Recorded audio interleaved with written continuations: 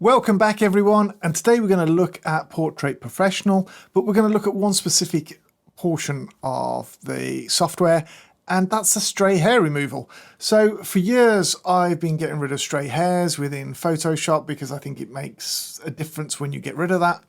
And I'm not talking here getting rid of stray hairs on fashion shoots or high-end portraits, because I'm still going to do those in Photoshop to get that extra little detail out of it. It's just worth doing. But when we do a lot of headshots, staff headshots, team headshots, things like that, it's literally bang, bang, bang. They're not paying the editing that goes into some of the high-end portraits for a CEO or entrepreneur. We're literally just doing quick headshots, but they've got to look good.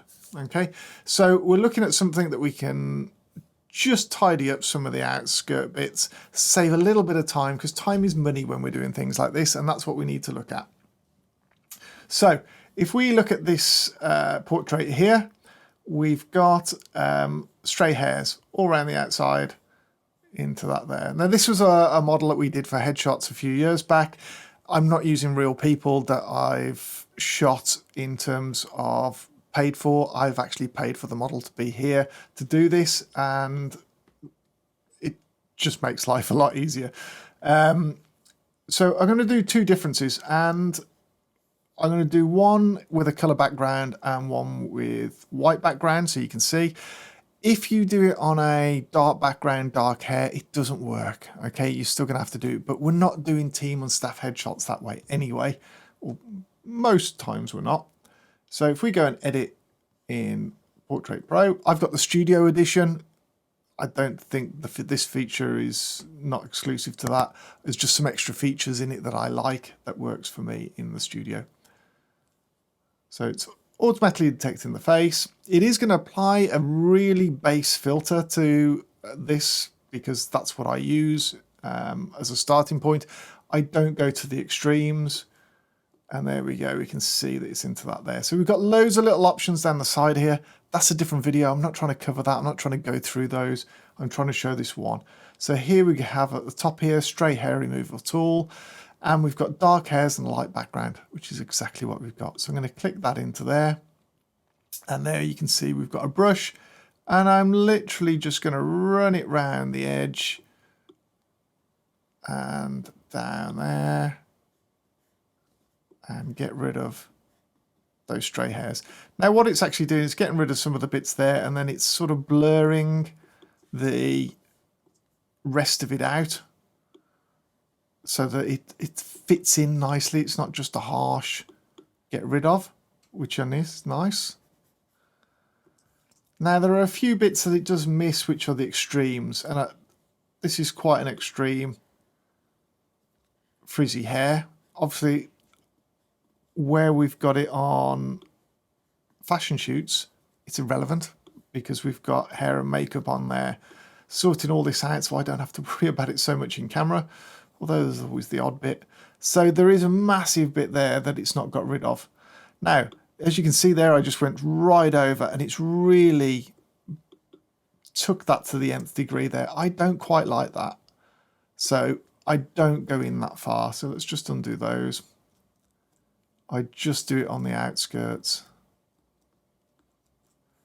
into there like that. And when you look at that smaller, you got to remember that these aren't going to be printed big or anything else. They're literally for websites, business cards, things like that. It's a great starting point that just smooths all that out. I've got a couple of little bits that I need to sort out in Photoshop afterwards, but that saved me a ton of time. And you can see you can go a little bit there.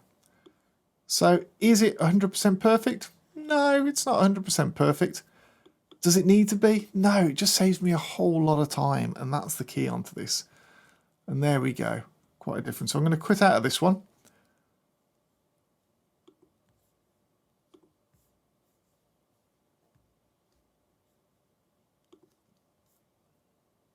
That's just saving the image back into my Lightroom library. And it does work standalone. It doesn't have to work through Lightroom. It's just that that's how I work. So before, after, and you can see the difference there, quite considerable. And obviously it's done a few little bits to the face there, but nothing much. So let's go and pick another one that's on, let's go and pick one that's on a yellow background. That's a pre-edited one. There we can see quite a bit at the top there of stray hair. So let's go and edit that. And obviously when I've edited it there, you can see I've got rid of those and we've gone to that nth degree into it. But let's go and take this one. Let's go and edit this in Portrait Pro.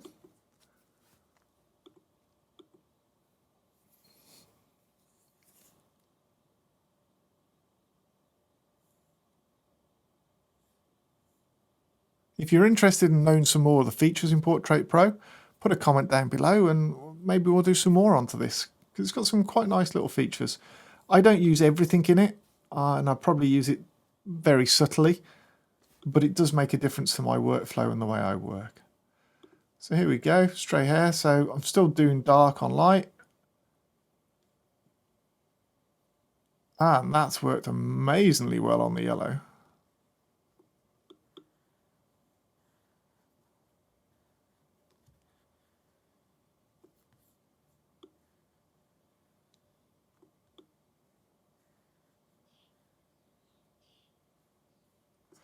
Nice.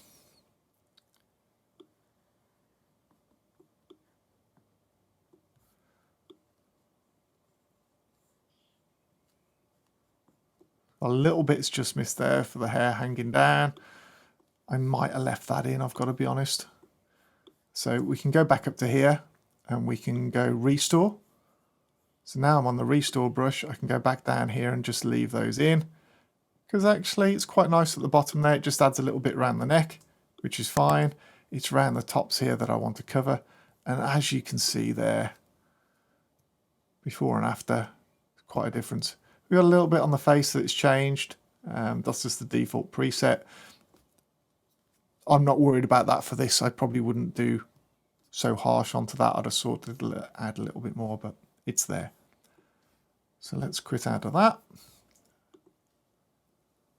Really simple, really quick.